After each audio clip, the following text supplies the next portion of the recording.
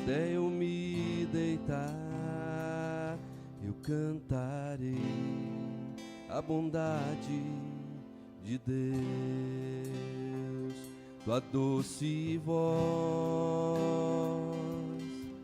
e me guia em meio ao fogo, na escuridão, tua presença me conforta. Eu sei que és meu Pai, que amigo és, eu vivo na bondade de Deus. És fiel em todo tempo, em todo tempo tu és tão bom. Com todo fôlego que tenho, eu cantarei a bondade de Deus. Tua doce voz que me guia em meio ao fogo, na escuridão, tua presença me conforta. Eu sei que és meu Pai, que amigo és, eu vivo na bondade de Deus. És fiel em todo tempo, em todo tempo tu és tão bom. Com todo fôlego que tenho, eu cantarei a bondade de Deus. És fiel, Senhor, és fiel em todo tempo, em todo tempo tu és tão bom. Com todo fôlego que tenho, eu cantarei a bondade de Deus. Tua bondade me seguirá, Senhor. Tua bondade me seguirá, Senhor. Me rendo a ti, dou o meu ser, entrego tudo a ti.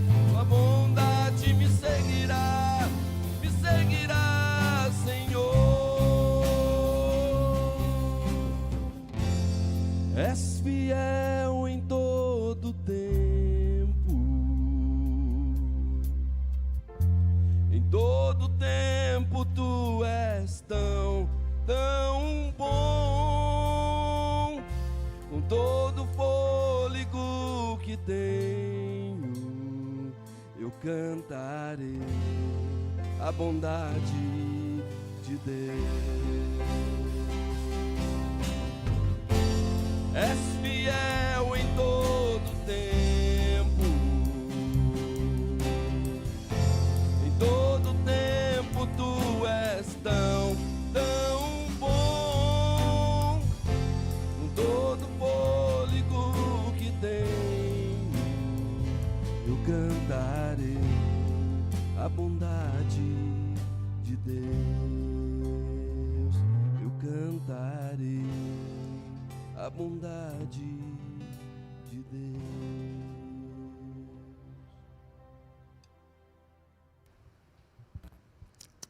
Boa noite, igreja. Boa noite a todos que estão em casa nos assistindo a mais esse culto de louvor e adoração ao nosso Deus. Querido, feche seus olhos, por favor. Obrigado, Senhor, por estarmos na tua casa essa noite. Obrigado, Pai, porque o Senhor tem preparado algo especial para as nossas vidas. Porque a tua palavra por si só tem o poder de nos transformar, o poder de desendurecer esse nosso coração de pedra, ó Pai, e torná-lo um coração de carne, de descauterizar a nossa mente, ó Pai, e levar o nosso pensamento cativo à Tua obediência. Suplicamos por essa transformação essa noite. Suplicamos o Teu favor, ó Pai, e pedimos, ó Pai, que humildemente o Senhor possa aceitar o culto da Tua igreja, a adoração da Tua igreja essa noite, no nome do Senhor Jesus. Amém e amém. Querido, abra sua Bíblia. Evangelho de Mateus, capítulo 7, dos versículos 24 ao 29.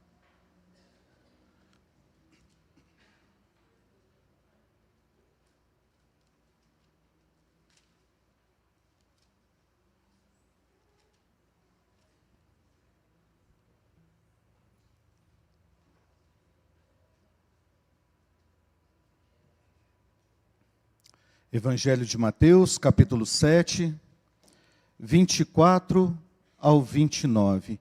Eu gostaria de te convidar para ficar de pé, para fazermos a leitura da palavra de forma responsiva.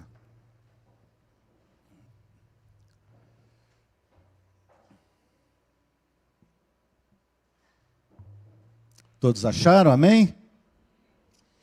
Todo aquele, pois, que ouve estas minhas palavras e as pratica, será comparado a um homem prudente que edificou a sua casa sobre a rocha.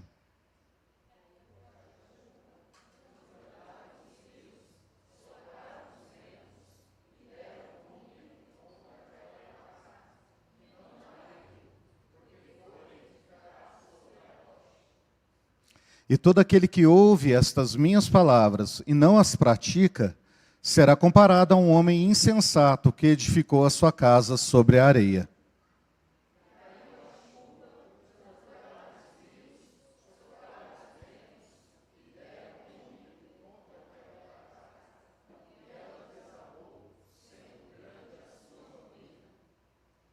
Quando Jesus acabou de proferir estas palavras, estavam as multidões maravilhadas da sua doutrina.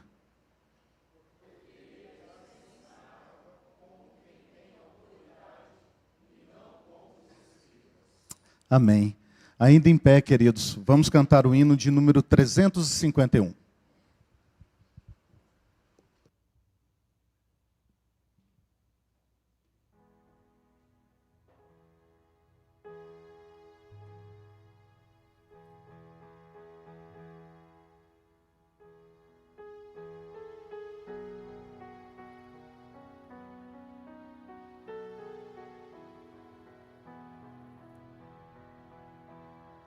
Quero ouvi-las mais outra vez, belas palavras de vida, narram tudo que Cristo fez, belas palavras de vida. Elas vêm de cima, seu poder anima, que alegres são essas palavras de vida. Que alegres são essas palavras de vida. Só Jesus Cristo a todos dá belas palavras de vida.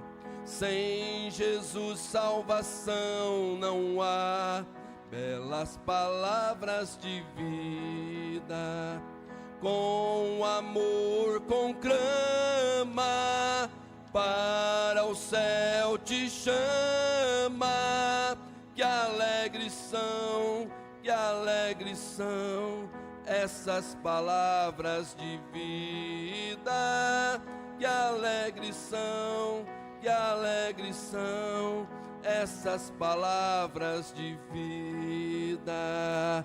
Só Jesus Cristo é Salvador, belas palavras de vida. Quer salvar todo pecador, belas palavras de vida. Ele vivifica e nos nos purifica.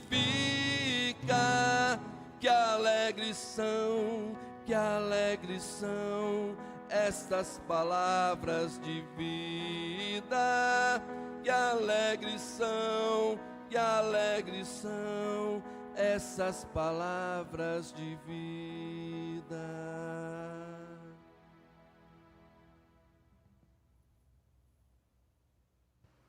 Podemos assentar, queridos. Abra sua Bíblia no livro de Provérbios, capítulo 28.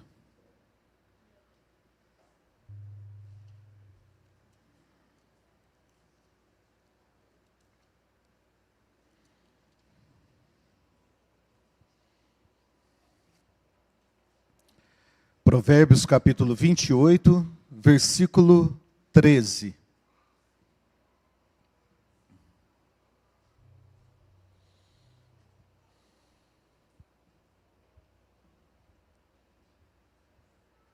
Provérbios capítulo 28, versículo 13. Vamos ler todos juntos?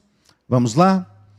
O que encobre as suas transgressões jamais prosperará, mas o que as confessa e deixa alcança misericórdia. Vamos mais uma vez? O que encobre as suas transgressões jamais prosperará, mas o que as confessa e deixa alcançará misericórdia. Parece que existe uma causa e consequência aqui, né? Nós só alcançaremos misericórdia uma vez com os nossos pecados arrependidos e confessados diante do Senhor. Esse é o momento para isso. Esse é o momento de você pedir para que Deus vasculhe a sua mente, vasculhe o seu coração, que Ele possa trazer à tona aquilo que você tem feito durante essa semana, durante esse seu dia, que não tem agradado a Ele, seja em palavras, sejam em atos, sejam em sentimentos. Muitas vezes praticamos coisas que não são do agrado de Deus, mas que elas são já tão costumeiras no nosso dia a dia, que passam despercebidas, mas não estão agradando ao Senhor. O Espírito Santo revela isso para nós. Então eu gostaria que você, nesse momento, querido, fechasse os seus olhos, colocasse a sua semana e esse seu dia diante do Senhor e suplicasse a Ele que Ele possa te mostrar aquilo que precisa ser confessado.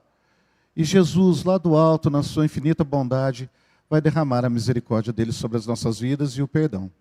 E depois de alguns instantes de oração silenciosa, eu gostaria de pedir para o nosso irmão Felipe Sintra que faça uma oração de confissão de pecados em nome de Jesus.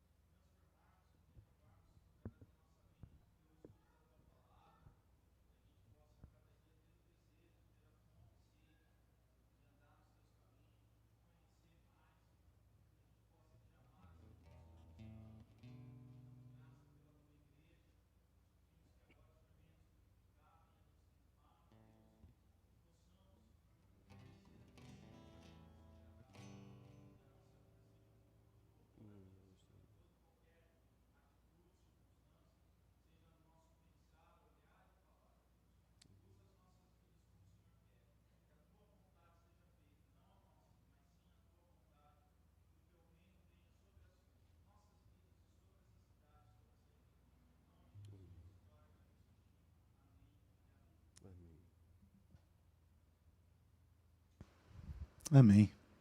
Queridos, só passando para os recados, segunda-feira, reunião de oração, às 7h30. Quarta-feira, nosso estudo bíblico, Tito, né, João? Tito, livro de Tito, tá? A carta de Paulo a Tito. Às 7h30 também da noite. Jovens, no sábado. Escola dominical no domingo pela manhã, às 9h30. E à noite, o nosso culto. Tá bom? Vamos ficar de pé, queridos? Vamos louvar ao Senhor?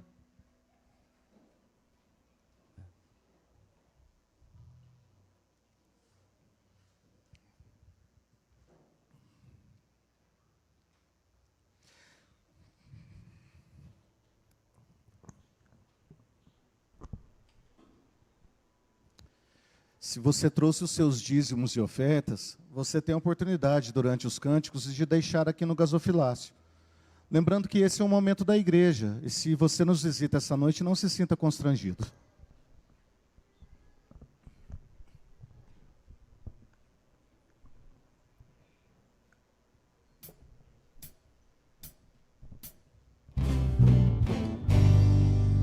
Eu queria tanto conseguir traduzir para o mundo inteiro o que só ela me faz sentir. Minhas palavras não conseguem, porque não tem comparação.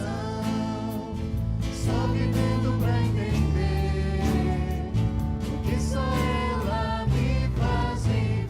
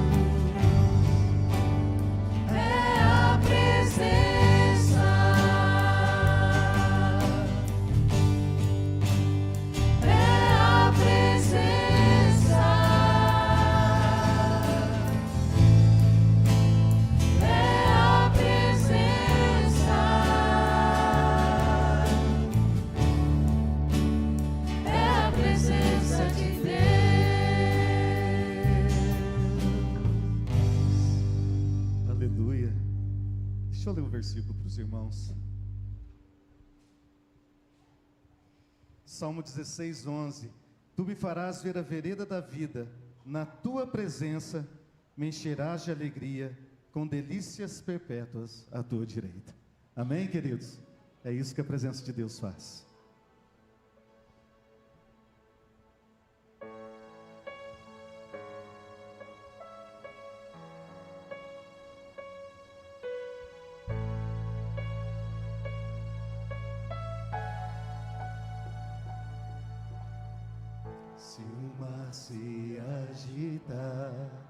e tudo escurecer e parecer que eu não vou sobreviver, se o meu coração sente que é o fim, eu vou manter meus olhos firmes no Senhor. Circunstâncias não alteram as promessas do Senhor. Tudo contribui para o meu bem. Céus e terra vão passar, mas o meu Deus não falhará. Seu amor brilhará, sempre cuidará de mim. A igreja louve. Nada temerei, eu sei que não estou sozinho. O Todo-Poderoso é meu amigo. Sua voz acalma o mar. Sua voz acalma o mar, faz milagre acontecer. Podemos crer. Posso crer e descansar em Deus. Se o mar se agitar e tudo escurecer e parecer que eu não vou sobreviver, Se o meu coração sente que é o fim, eu vou manter meus olhos firmes no Senhor. Circunstâncias não alteram as promessas do Senhor. Tudo contribui para o meu bem. Céus e terra vão passar, mas o meu Deus não falhará. Seu amor brilhará, sempre cuidará de mim. Nada temerei, eu sei que não estou sozinho. O Todo-Poderoso é meu amigo. Sua voz acalma o mar, faz milagre acontecer. Posso crer e descansar em Deus. Nada temerei, eu sei que não estou sozinho. O Todo-Poderoso é o meu amigo. Sua voz acalma o mar, faz milagre acontecer. Posso crer e descansar em Deus. Sua voz acalma o mar, faz milagre acontecer. Posso crer e descansar em Deus. Aleluia.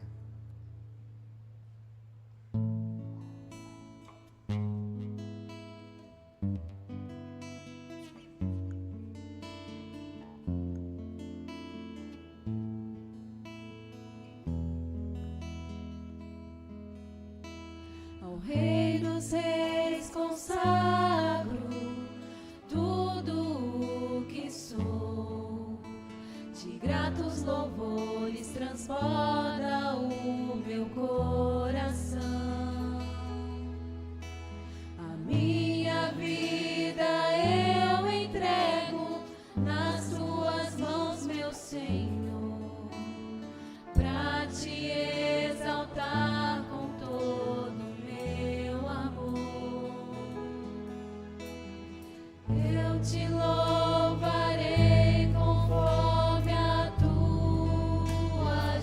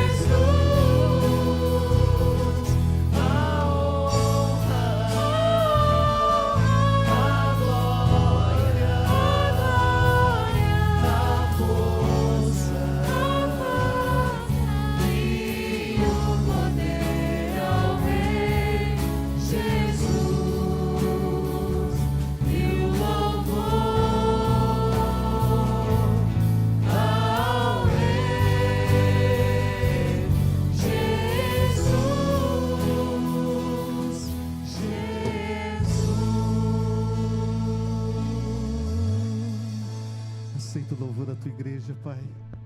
No nome de Jesus. Amém. Podemos assentar, queridos. Gostaria de chamar as crianças que possam vir aqui à frente para orarmos.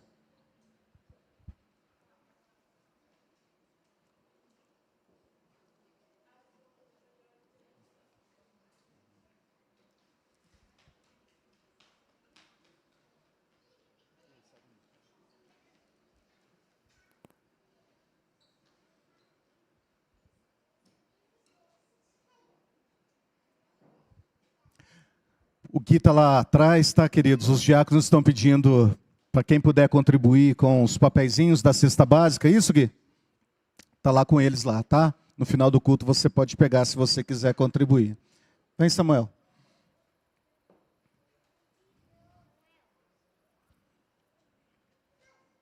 Vamos orar? Vamos fechar os olhinhos, gente?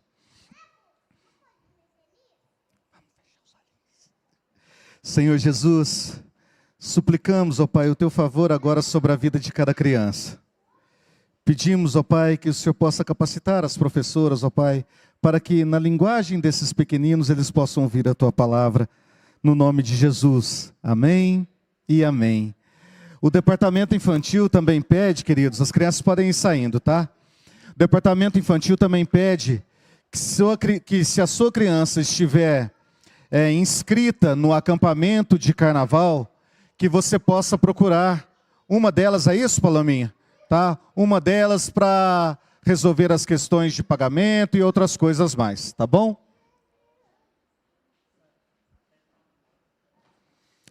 Crianças até 4 anos de idade, os pais descerem para pegar elas nas salas, tá legal? Está aqui conosco hoje o pastor Pedro Cordeiro e a sua família. Vou pedir, já falaram várias vezes, né? Pedir para vocês ficarem de pé, por favor, queridos, mais uma vez, né? Família do pastor Pedro, tá? É um prazer enorme todas as vezes que vocês vêm aqui. Nós somos privilegiados por ouvir a palavra de Deus e receber vocês. Vocês têm a gente no coração. Desculpa, queridos, vocês estão no nosso coração, tá bom? Deus abençoe muito. Pode sentar, vem aqui para frente, pastor.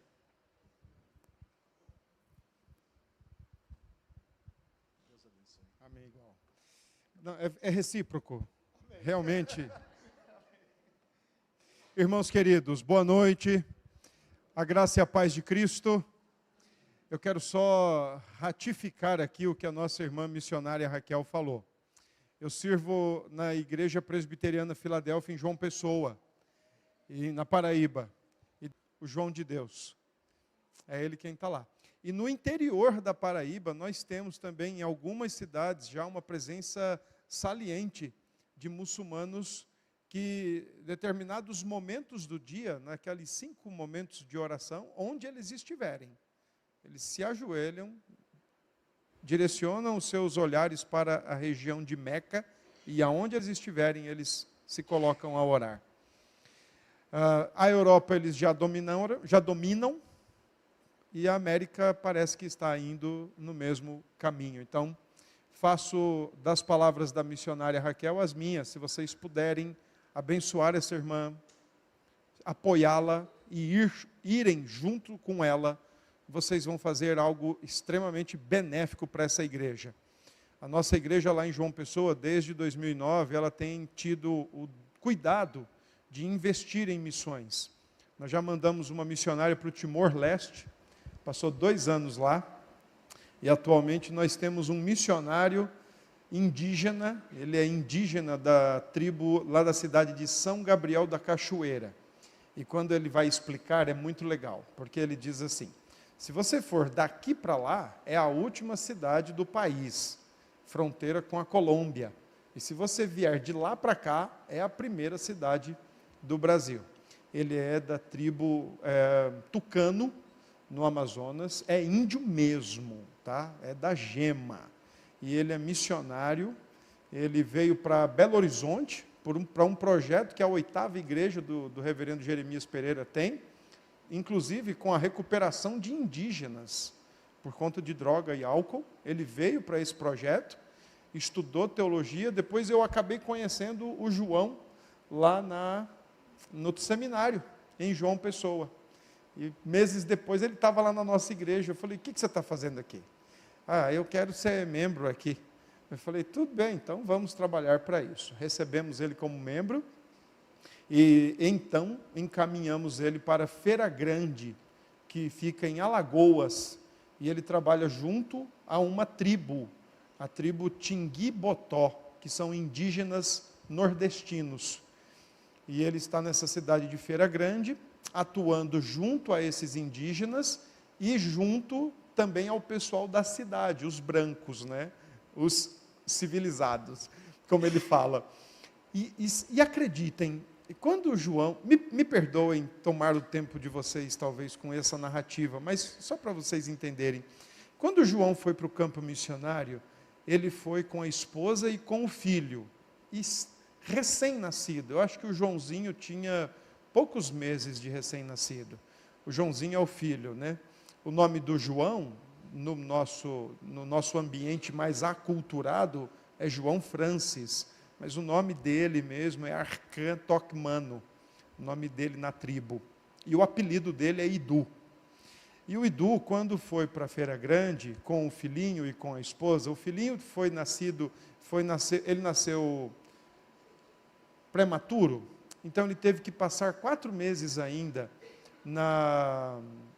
no hospital, na maternidade. E depois de 4 meses, que concluiu o seu processo formativo, e inclusive os pulmões dele ainda foram, passou um tempo para finalizar a formação. Depois que eles foram para a Feira Grande, foi se constatando que o Joãozinho, além de todo esse processo prematuro e formação, ele tinha outras dificuldades. Ele tem sido hoje tratado como alguém que é autista, né, que tem o espectro autista. E acreditem, a tribo indígena lá em Alagoas, que o João foi para evangelizar, extremamente fechada, com um filho do cacique extremamente politizado, que evocou leis e artigos, sabe lá de onde, para o João não entrar na tribo, não evangelizar a tribo, e graças a Deus, Deus usou o Joãozinho, o filhinho dele, do jeito dele, espeloteado todo, para entrar naquela tribo. Toda a tribo queria o Joãozinho dentro da tribo.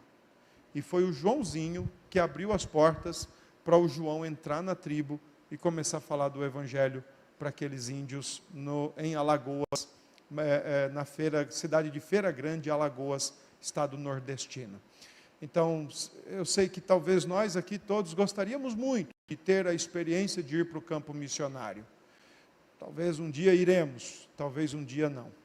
Porém, o fato de não irmos não impede de ajudarmos. Então, se vocês puderem, invistam na irmã, ajudem a irmã e ajudem outros missionários. Desde que 2009, quando nós realmente investimos em missões, a nossa igreja só cresce. Cresce em pessoas, cresce financeiramente e, principalmente, cresce espiritualmente. Uma igreja que faz missões, que olha para o campo missionário, é uma igreja que olha de acordo com o olhar de Cristo Jesus. Ela vê pessoas perdidas sem pastor. Então, ajudem essa irmã, se vocês puderem. Depois eu quero conversar com você ao final do culto, tá bom? Vamos ler a Bíblia, irmãos. 2 Timóteo, capítulo 3. Eu vou ser bastante objetivo com a minha exposição aqui. O meu plano é expor o capítulo todo da carta de Paulo a Timóteo, segunda carta de Paulo a Timóteo, capítulo 3, mas eu vou ser bastante objetivo. E peço então aos irmãos que acompanhem aqui o raciocínio. Às vezes eu falo um pouco rápido e eu vou procurar me frear para não atrapalhar a compreensão dos irmãos. E farei isso contando de verdade com a graça do nosso Deus para expor a Escritura para vocês agora. Eu quero ler os versículos 14 e 15. Eu vou explicar para vocês a ocasião desta carta, o porquê desta carta, de Paulo, quais seus sentimentos nesta carta e a maneira como Paulo pensa no Evangelho e recomenda a Timóteo, o jovem pastor, que permanecesse firme no Evangelho, especialmente por alguns motivos que estão todos eles no capítulo 3 mesmo. Então, por isso que eu disse que vou expor o capítulo todo, mas de início eu quero ler apenas os 2 versículos 14 e 15. Então, olha o que diz o texto. Tu, porém, permanece naquilo que aprendeste e de que foste inteirado, sabendo de quem o aprendeste, e que desde a infância sabes as sagradas letras que podem tornar-te sábio para a salvação pela fé em Cristo Jesus. Amém. Vamos orar? Senhor nosso Deus, nós oramos no nome de Jesus, queremos render graças ao Senhor, rendemos a Ti o nosso louvor e a nossa adoração. Obrigado por esta igreja, que a Tua boa mão continue abençoando a vida dos Teus filhos, especialmente o conselho desta igreja, que pastoreia esse povo com graça, com misericórdia. Ajuda os Teus filhos, Senhor. Obrigado também por Tua palavra, e que neste momento o Senhor ilumine a nossa alma, amoleça o nosso coração e nos ajude na compreensão deste texto e da importância fundamental para todos nós de permanecer no Evangelho de Cristo Jesus. Essa é a nossa oração e assim oramos em nome de Jesus. Amém. Permaneça no Evangelho, acima de tudo, ou independente de qualquer coisa, independente de qualquer contexto, qualquer circunstância, permaneça no Evangelho. Essa é a ordem de Paulo para o seu jovem pupilo, Timóteo, seu filho na fé, Timóteo. Permaneça no Evangelho. A segunda carta de Paulo foi escrita durante o seu segundo e último aprisionamento. Paulo esteve preso por 2 momentos. Paulo esteve preso em primeira mão entre os anos 60 e 62 depois de Cristo. Esteve preso numa casa que ele mesmo custeava o aluguel, na cidade de Roma. Ali ele tinha liberdade de falar do Evangelho, receber pessoas, estar acompanhado, e ele até tinha uma companhia muito especial. A guarda pretoriana, a guarda romana, estava junto com Paulo na casa de aluguel, onde ele estava preso, mantido preso, porque afinal de contas ele tinha apelado para uma sessão perante César. Estrategicamente, Paulo deixa Jerusalém, depois de ser chicoteado 39 vezes, então ele apela para César, como cidadão romano que era. Ele tinha direito de fazer isso, e é o que ele faz. Mas Paulo tinha algo em mente, falar do Evangelho para o alto escalão romano, e dali pular para a Espanha, o que facilitaria e muito a sua vida. Nessa primeira viagem, Paulo, com a liberdade que tinha de falar do Evangelho, falou do Evangelho inclusive para os soldados pretorianos. E soldados pretorianos estavam se convertendo. Porque, curiosamente, quando Paulo escreve aos Filipenses, carta inclusive durante na sua primeira prisão, Paulo diz aos irmãos de Filipos: os da casa de César vos saúdam. Uma clara referência a soldados pretorianos convertidos a Cristo Jesus pela proclamação do Evangelho de Paulo. Todavia, depois desta primeira prisão, Paulo é solto e passa 2 anos livres, faz visitas em algumas igrejas da Macedônia, e então novamente Paulo é preso, agora preso definitivamente para sair da prisão e morrer.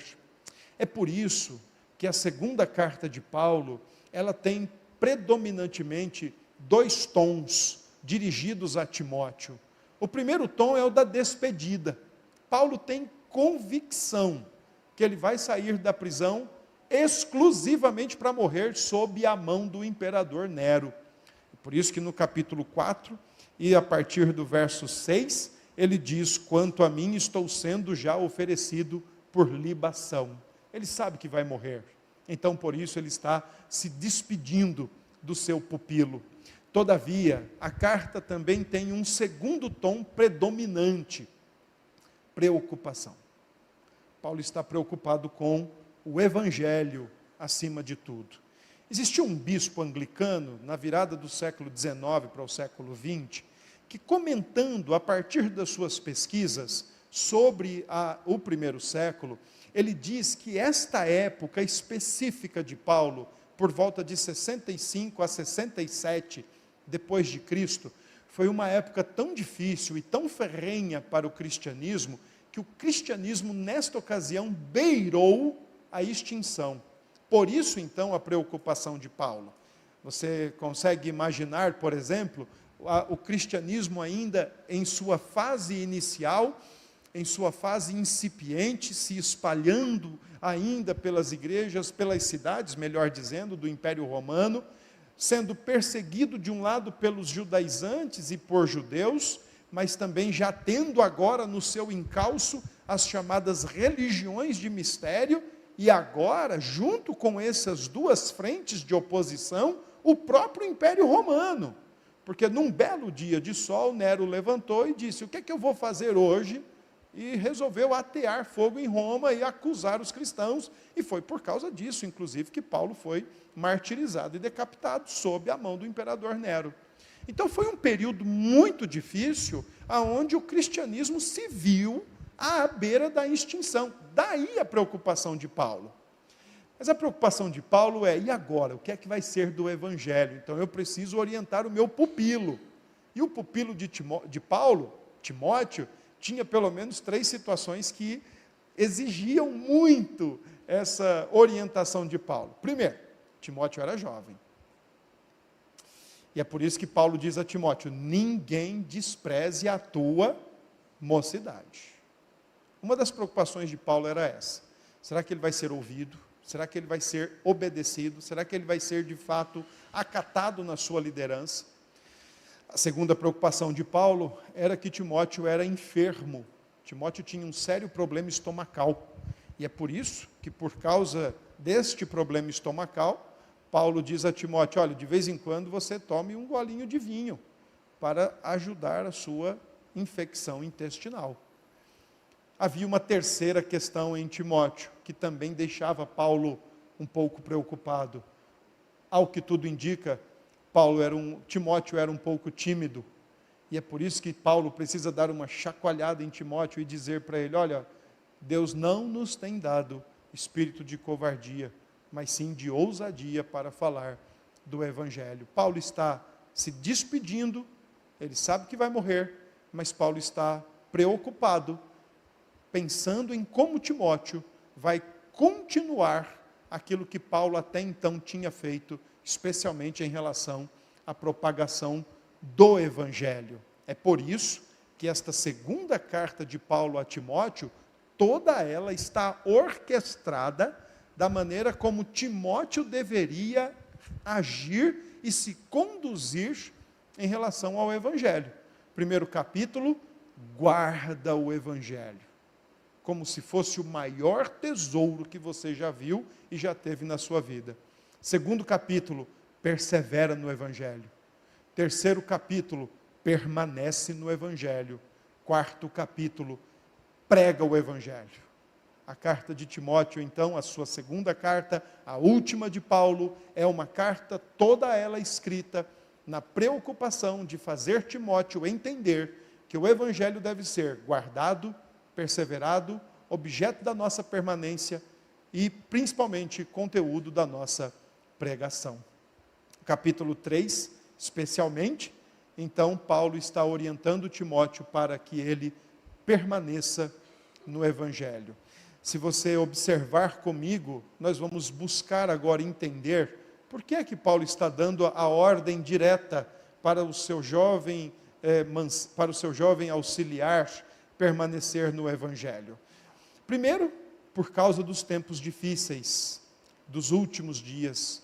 Permaneça no evangelho para que você possa resistir aos últimos dias e todas as suas interpolações e todos os seus acontecimentos. Segundo, permaneça no evangelho para que você não seja submetido ou não seja presa fácil do abuso espiritual de falsos líderes. Terceiro, permaneça no Evangelho para que você consiga suportar as perseguições em nome de uma vida piedosa a Jesus Cristo. Quarto, permaneça no Evangelho para ser apresentado aperfeiçoado diante de Deus em Cristo Jesus. Isso tudo está no terceiro capítulo e eu quero convidá-los a olhar para o capítulo então, ainda que de modo muito objetivo. Dos versículos 1 a 5, Paulo então está fazendo aí uma descrição, penso eu, uma descrição correta, cristalina e verdadeiríssima dos últimos dias. Se você então olhar para o primeiro versículo, Paulo diz: sabe, porém, isto, nos últimos dias sobrevirão tempos difíceis. A expressão últimos dias aqui cobre o período entre a primeira e a segunda vinda de Cristo. Desde que Cristo veio ao mundo, encarnou-se e esteve em Jerusalém, morreu, foi ressuscitado e ascendeu aos céus e está para voltar a qualquer momento. Então, desde aquele momento até que Cristo volte, o que pode ser a qualquer hora, a qualquer momento, nós já estamos nos últimos dias. O termo últimos dias, necessariamente, não se restringem, não se limitam a alguns dias prévios à volta de Cristo. Pelo contrário, o termo últimos dias, eles são designativos de todo esse período que é coberto ou que está entre a primeira e a segunda volta de Cristo.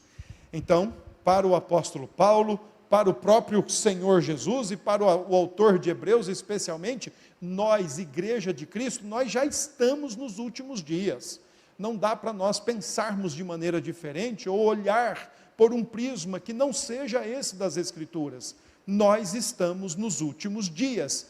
E se você quiser entender bem isso, é só você lembrar que a Escritura ela faz uma certa distinção entre últimos dias e último dia. Quando a Escritura, então, usa o termo no plural, últimos dias, é o período entre a primeira e a segunda vinda de Cristo. Quando a Escritura fala de último dia, então a Escritura fala daquele grande dia, que para a igreja será extremamente saboroso, mas para aqueles que não são crentes em Cristo, será também extremamente amargo, dessaboroso. Veja como Paulo qualifica os últimos dias. No versículo 1 ele diz que serão tempos difíceis, e a expressão grega que Paulo usa traz a ideia de tempos sofríveis, tempos que promovem sofrimentos, tempos que fazem o indivíduo sofrer, tempos que são promotores de selvageria, e por isso a promoção do sofrimento. A expressão que Paulo usa aqui é uma mesma expressão que está lá no Evangelho de Marcos capítulo 5, que é utilizada para o endemoniado gadareno, que ele se transtornava a partir da possessão e ninguém conseguia segurá-lo, por isso ele estava acorrentado junto aos sepulcros daquela cidade.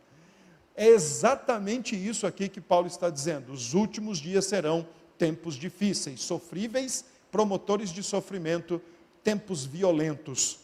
Razão do porquê os últimos dias são assim: porque o homem é egoísta. Porque o homem é egoísta. Porque o mesmo evangelho de Satanás, que foi ouvido no Gênesis 3, continua sendo ouvido hoje. Pense em você. Ame-se mais. Priorize-se mais. Pense na sua felicidade em primeiro lugar. Pense no seu bem-estar em primeiro lugar. Pense em você antes de pensar no outro. É exatamente a mesma mensagem que Adão e Eva ouviram no Éden. É só você olhar o versículo 2, que aí está uma palavra de explicação. Pois, e essa é uma conexão que explica o que foi dito antes. Por que os últimos dias serão tempos difíceis? Porque os homens serão, primeiro, egoístas, amantes de si mesmos. Se eu não estou enganado, a NVT traduz assim: eles são amantes de si mesmos, eles são avarentos, e aqui nessa palavra indica que eles amam o ter. No versículo 4 diz que eles são amantes dos prazeres, mais do que amam a Deus. Por que os últimos dias são tempos difíceis? Porque o amor do coração humano está direcionado para o objeto errado. O amor do coração humano que nos foi dado para amar a Deus, glorificá-lo e se alegrar nele para sempre, nós usamos na direção errada. Nós nos amamos mais do que amamos a Deus, nós amamos o ter mais do que amamos a Deus, nós amamos o prazer mais do que amamos a Deus. Logo, essa é a explicação de Paulo do porquê os últimos dias são difíceis. Porque nós nos amamos demasiadamente mais. Eu fico muito preocupado, sinceramente, eu fico muito preocupado quando às vezes escuto crentes dizendo isso: eu preciso me amar mais. Isso não é bíblico, irmãos. Isso não é bíblico. Aliás, isso não é bíblico, isso não é cristão, isso não é nem nossa teologia reformada. Se você parar para pensar, quando Paulo diz permaneça no Evangelho para enfrentar ou resistir os dias maus, a palavra do Evangelho o tempo todo está nos tirando de nós mesmos. Se os últimos dias são do jeito que são, por causa do egocentrismo, do materialismo, não o filosófico, mas o consumismo, e também por causa do hedonismo, o amor do prazer, se os nossos dias são o que são, porque o coração do homem ama na direção errada, só o Evangelho pode colocar o coração na direção correta. Amar a Deus sobre todas as coisas e amar o teu próximo. Só o Evangelho. Então, abrir mão do Evangelho é sucumbir e é abraçar um sistema totalmente humanista e antropocêntrico, egocêntrico dos nossos dias. É falhar na caminhada como crentes. Alguns dias atrás, ouvindo uma irmã, ela disse para mim, em alguns momentos dela, ela estava bem abatida, bem abalada, e ela disse para mim assim: olha, pastor, e crente sincera ela, pastor, olha, eu acho que eu sei o que é que está acontecendo comigo. Eu falei: e o que é que está acontecendo com você? Eu acho que eu estou me doando demais para os outros. E desde quando isso é um problema? Se o Senhor da glória se encarnou para se entregar totalmente por sua igreja, aonde que é o problema nós querermos nos doar para os outros? Isso não é problema. É problema quando nós tentamos alinhavar a ideia do doar-se para o outro, mas o amar-se em primeiro lugar. Irmãos, não tem como o mundo melhorar com a mensagem do amor próprio. Porque, de acordo com a Bíblia, a mensagem do amor próprio é a razão do porquê os últimos dias serão terríveis. Não tem como melhorar. Agora, amar a Deus é o nosso papel, é a nossa missão, é a nossa função nesse mundo. Amar o próximo e servir o próximo é a nossa função nesse mundo. Olha que interessante o que está aí nos versículos 2, 3 e parte do 4. Esses versículos 2, 3 e 4, eles funcionam mais ou menos como uma moldura. E a moldura aí é o seguinte: porque o homem ama-se a si mesmo, e porque o homem ama mais o ter, e embaixo, porque o homem ama mais os prazeres do que a Deus, dentro dessa moldura, olha o que são os homens. Versículo 2: jactanciosos, arrogantes, blasfemadores, desobedientes aos pais, ingratos, irreverentes, desafeiçoados, implacáveis, caluniadores, sem domínio de si, cruéis, inimigos do bem, traidores, atrevidos, enfatuados. Porque o amor está no objeto errado, na direção errada, o resultado é esse. Percebe que Paulo coloca desobediência aos pais por parte de filhos que se amam demais e não por parte de filhos que não têm amor próprio? É porque eles já estão muito amantes de si mesmo. Esse é o ponto de Paulo. E tem mais: por que os últimos dias serão tempos difíceis? Verso 5, porque são tempos de piedade aparente, mas não de verdadeira piedade. Olha o que diz o verso 5: tendo forma de piedade, negando-lhe entretanto o poder, foge também destes. Tempos difíceis. Permaneçam no Evangelho, para que eu e você possamos resistir os últimos dias. Dias de selvageria, dias de sofrimento, dias de amor mal direcionado, dias de falsa piedade. Fala-se em nome de Deus, atua-se em nome de Deus, porém, como disse Paulo aos Filipenses, o Deus deles é o próprio ventre, apontando para literalmente o umbigo. Dos versos 6 ao verso 9, Paulo sugere aqui, ou manda Timóteo permanecer no Evangelho, para ajudar aquelas que estavam sendo reféns de abuso espiritual. Olha o que diz o texto. Pois entre estes que vivem falsamente ou imaginariamente de modo piedoso, entre estes se encontram os que penetram sorrateiramente nas casas e conseguem cativar mulherinhas sobrecarregadas de pecados, conduzidas de várias paixões, ou conduzidas de vários desejos, que aprendem sempre e jamais podem chegar ao conhecimento da verdade. E do modo porque Janes e Jambres resistiram a Moisés, também estes resistem à verdade. São homens de todos corrompidos na mente, réprobos quanto à fé. Eles, todavia, não irão avante, porque a sua insensatez será a todos evidente, como também aconteceu com a daqueles. Aqui tem uma parte da tradição, depois eu posso explicar. Mas aqui Paulo está dizendo o seguinte, olha, permaneça no Evangelho para você não ser refém de abuso espiritual. A palavra abuso, ela pode ser aplicada de diversas formas e em diversas áreas. O abuso psicológico, o abuso físico, o abuso moral, o abuso verbal, mas acreditem, irmãos, fora esses abusos, também existe o abuso espiritual. E o abuso espiritual é quando homens mau caráteres, homens ditos líderes cristãos, líderes evangélicos, ou líderes de qualquer seita ou qualquer segmento religioso, se apoderam da consciência e do coração de pessoas e tomam essas pessoas sob a sua mão, sob a sua autoridade, e essas pessoas não podem dar nenhum passo, se não falar com o seu líder ou com o seu guru. Para comprar um carro tem que pedir autorização para ele, para mudar de casa tem que pedir autorização, e se fizer algo que ele não autorizou, é capaz de ele mandar desfazer e ainda penitenciar pessoas dessa forma.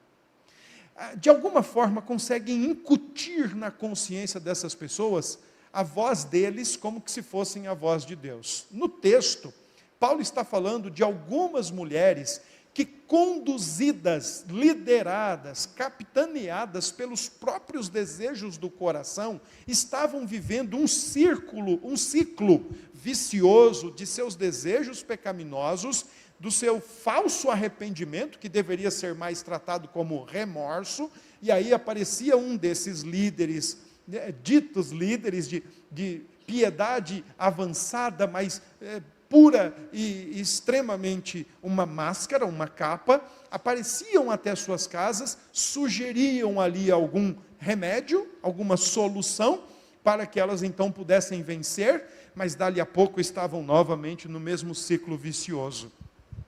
Éfeso era uma cidade fértil para esse tipo de postura, para esse tipo de comportamento, e é por isso então que enquanto Timóteo está em Éfeso, Paulo está orientando ele nesse sentido.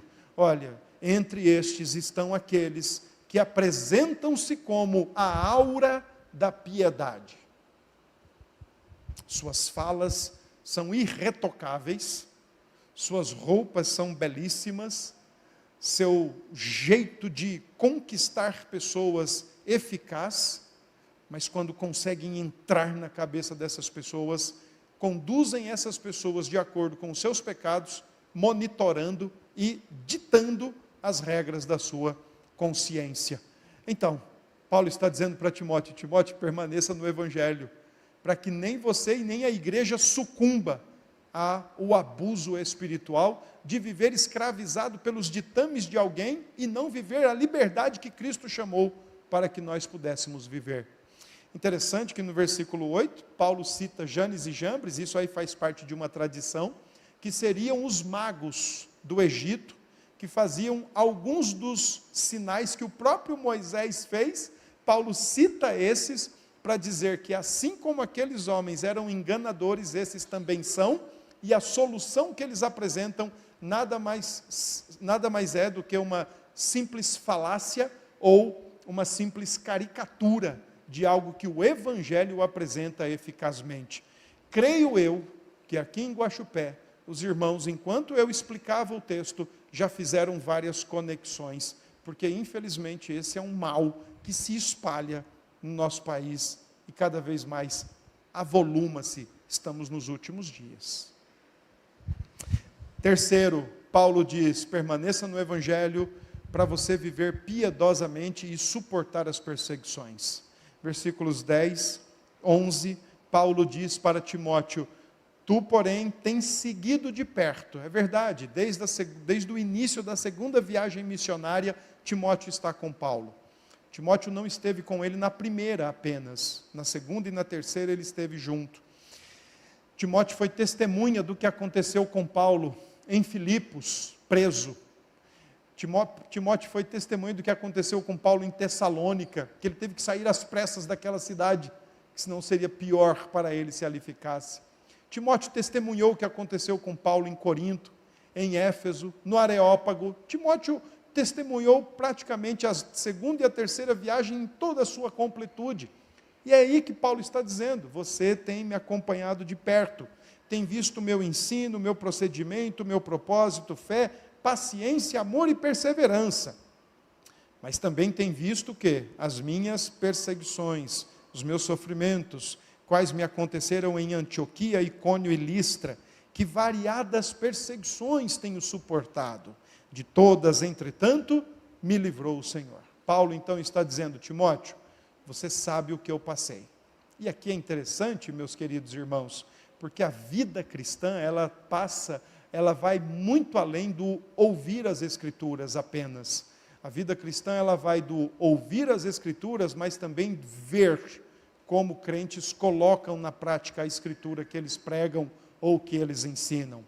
Alguém lá do segundo século disse isso, que palavras convencem, mas o exemplo arrasta. Não sei se vocês sabiam disso, mas sabem quem são os mais peritos a descobrir a nossa hipocrisia evangélica? Os nossos filhos. Quando a gente fala para eles fazerem o que a gente não faz. Quando eles não veem em nós a modelagem daquilo que a gente fala para eles fazer, e quando eles não veem nós fazendo, então existe uma desconexão entre o nosso diálogo e o nosso fazer, do nosso realizar. Eles são os primeiros a identificar que isso está acontecendo. Interessante, né? Mas é dentro de casa que começa a modelagem. Infelizmente, o que eu tenho pensado muito nesse capítulo 3 de Timóteo, nesses últimos meses, a ocasião se deu por conta de filhos de presbíteros, crescidos na igreja, batizados na igreja, que chegaram em dado momento da vida e falaram: olha, eu não quero mais isso. Eu não creio nisso. Isso não faz sentido para mim. Eu não quero mais isso para a minha vida. E não só filhos de oficiais, filhos de crentes em geral, que têm, de fato, abandonado a fé, naufragado na fé, ao longo da vida. E, curiosamente, versículo 14 e 15, que nós lemos no início, Paulo diz: tu, porém, permaneça. E olha o que Paulo diz aí, ainda levando em consideração a modelagem do cristianismo, né? Do discipulado cristão. Ele diz: tu, porém, permanece naquilo que aprendeste e de que foste inteirado, o Evangelho, a palavra de Deus. E olha agora o que ele diz: sabendo de quem o aprendeste. Timóteo aprendeu de sua avó, de sua mãe e posteriormente de Paulo. Por que os nossos jovens, quando entram na universidade e escutam alguns dos teóricos, abrem os seus corações para os teóricos ateus e abrem mão do Evangelho? E abrem mão de Cristo? Se você parar para pensar, o primeiro círculo de confiança e de amor e de cumplicidade que um indivíduo ele experimenta é a família. Pai, mãe, às vezes avós que estão ali vivos ainda, tios, tias. Pare para pensar, num ambiente onde todos professam a mesma fé e caminham falando a mesma língua, como isso é importante para a formação de um indivíduo. Mas por que em dado momento, parece que os Nietzsches da vida e outros falam tão mais alto que eles deixam de ouvir Cristo, deixam de confiar na palavra dos seus pais, na palavra dos seus familiares, para confiar em professores que eles nunca viram na vida. Por que isso acontece? Por que essa realidade nos nossos dias? Então, se você parar para pensar, a fé cristã é uma fé que modela. Foi assim que Paulo disse aos Tessalonicenses: olha, vocês são modelos. Está todo mundo vendo em vocês como a fé cristã deve ser vivida. Vocês se tornaram modelos. Paulo, então, ensina Timóteo na seguinte perspectiva: permaneça no Evangelho, para que você, levando em consideração o que tem visto, o que tem aprendido, não sucumba ou não naufrague na fé em meio à perseguição. Versos 12 e 13, ora, todos quantos querem viver piedosamente em Cristo Jesus, serão perseguidos. Lembrem-se, a época foi uma época na qual o cristianismo quase foi extinto. Se você quer agradar a Deus, esteja pronto para ser perseguido. Dentro da sua casa, primeiro lugar. Dentro da sua família maior, segundo lugar. Dentro do seu ambiente acadêmico ou profissional, ou inclusive nas ruas da cidade. Quando alguém que te conheceu e te conhece agora, ou quando alguém que te conhece desde o primeiro momento da sua fé em Cristo e ainda assim resolve persegui-lo. Quem quer agradar a Deus deve permanecer no Evangelho e estar pronto para enfrentar todo e qualquer tipo de perseguição. É triste quando eu vejo crentes lamentando que suas famílias não os reconhecem mais. Olha, minha família não me aceita mais. O que você esperava? Tapete vermelho? Olha, o meu chefe agora me persegue, ele sabe que eu sou crente. E o que você esperava? Tapinha nas costas, promoção e aumento salarial? Olha, na academia eu tenho que ficar quietinho ali, porque se eu disser que sou crente, vão me ridicularizar, vão me esculhambar. O que é que você esperava? Um trio elétrico para comemorar a sua decisão de fé? Era exatamente isso que você esperava? Quem quiser viver para agradar a Deus tem de estar ciente que permanecer no Evangelho é fundamental para resistir todo e qualquer tipo de perseguição que se desponta para aqueles que querem viver piedosamente em Cristo Jesus. Piedade é a palavra bíblica, piedade é a palavra dos reformadores. Piedade é resultado do conhecimento de Deus que deságua numa vida obediente a Deus. É assim que você quer viver? Esteja preparado para perseguições. Esteja preparado para cancelamentos. Esteja preparado para desconvites ou não convites. Pode se preparar.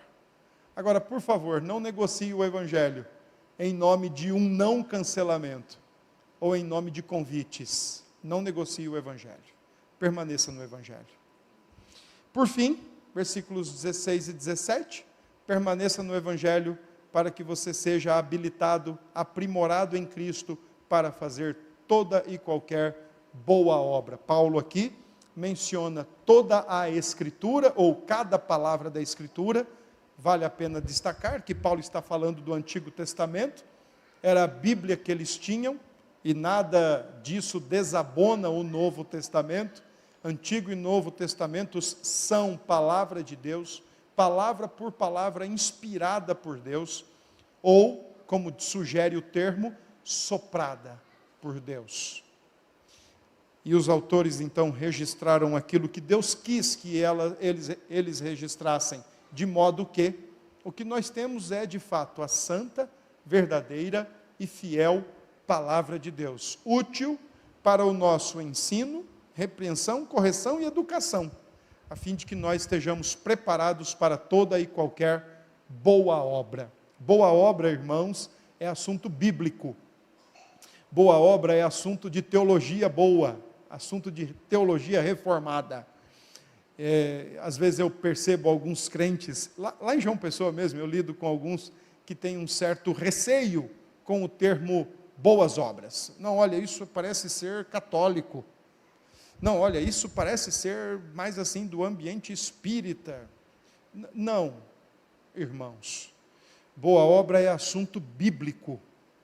É assunto que nós devemos aprender à luz das Escrituras. É por isso que a nossa confissão de fé diz que boas obras que nós crentes devemos fazer são todas aquelas ensinadas e ordenadas pela santa palavra de Deus. Nós somos crentes gerados pela palavra de Deus para boas obras diante de Deus. Se você lembrar do texto de Efésios 2, verso 1 a 10, você vai lembrar que lá Paulo diz que ele vos deu vida, estando vós mortos em vossos delitos e pecados. No verso 4, Paulo diz que ele fez isso por causa da sua bondade.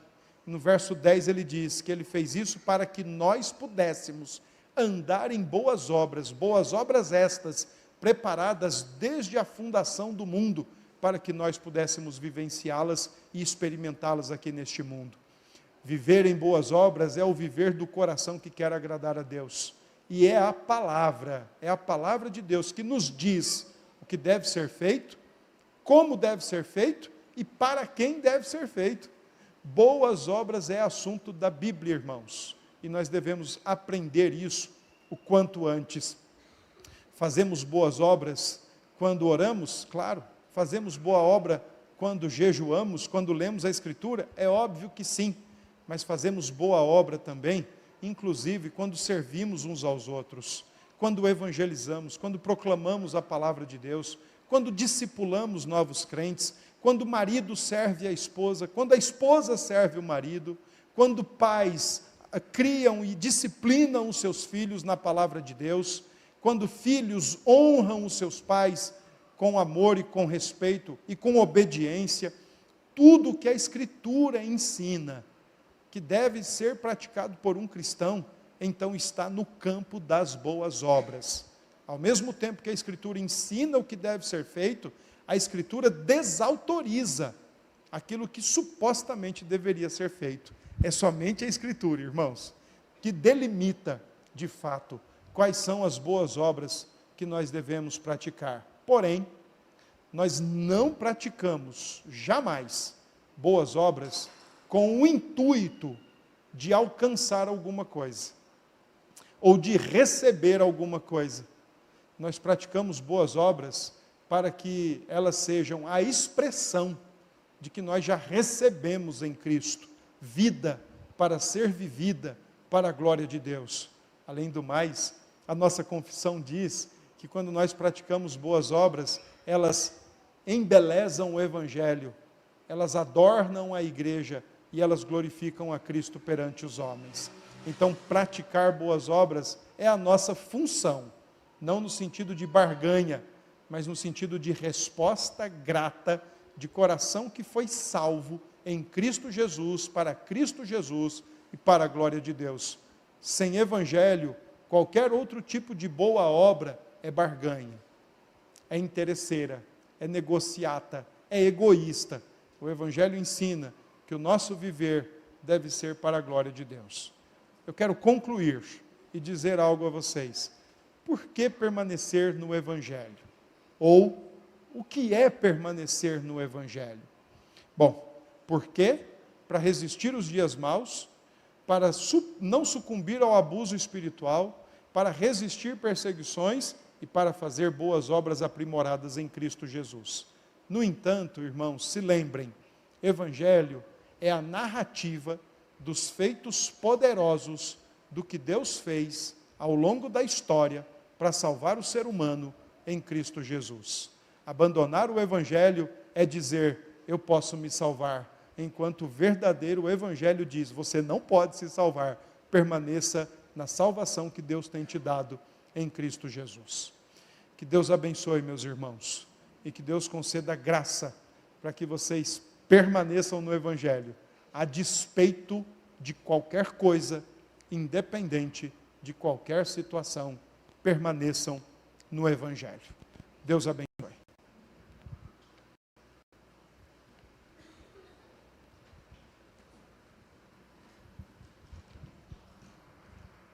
Posso me sentar aí na frente?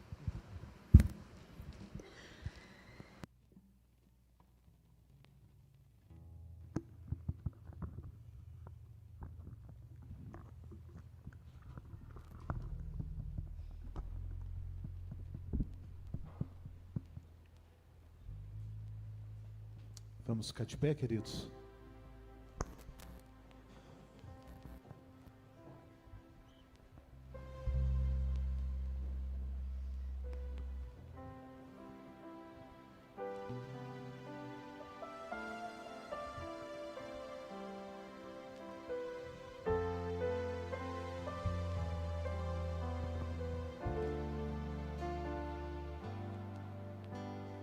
Sonda-me, Senhor, e me conheces.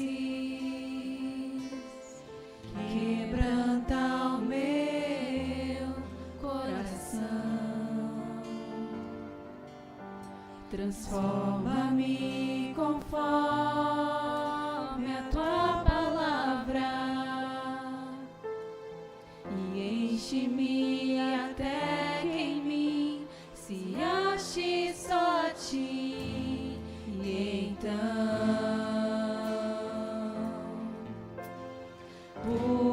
usa-me, Senhor,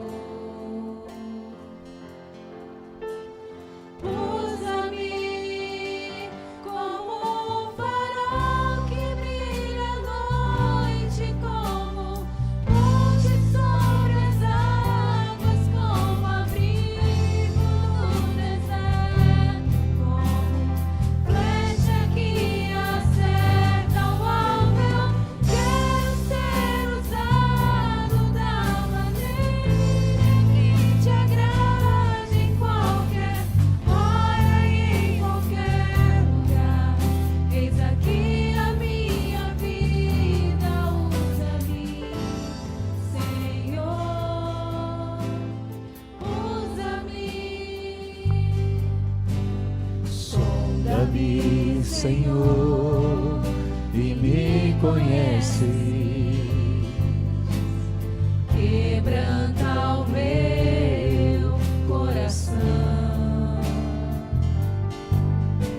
Transforma-me conforme a tua palavra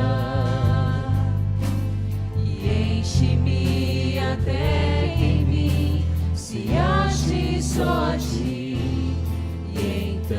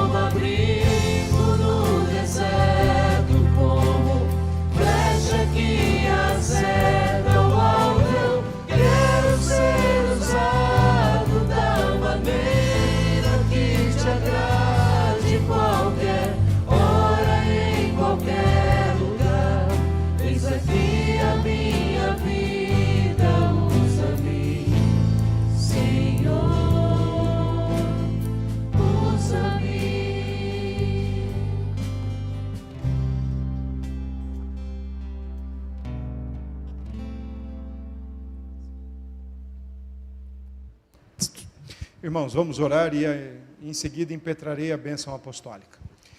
Obrigado, Senhor Deus, por teu povo reunido e obrigado por começarmos a semana desta forma, servindo ao Senhor e na companhia daqueles que o Senhor quis desde a eternidade passada.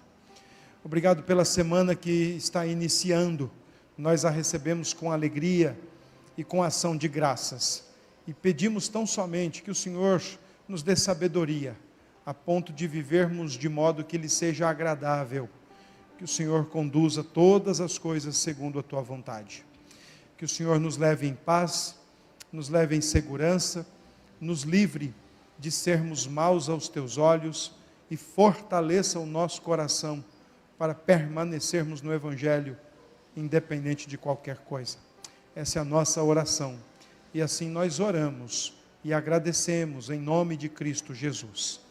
E agora, Senhor, nos despeça debaixo da graça do nosso Senhor e Salvador Jesus Cristo, do amor eterno de Deus, o nosso Pai, e da comunhão e consolação do Espírito de Deus sobre nós e teu povo, agora e para sempre.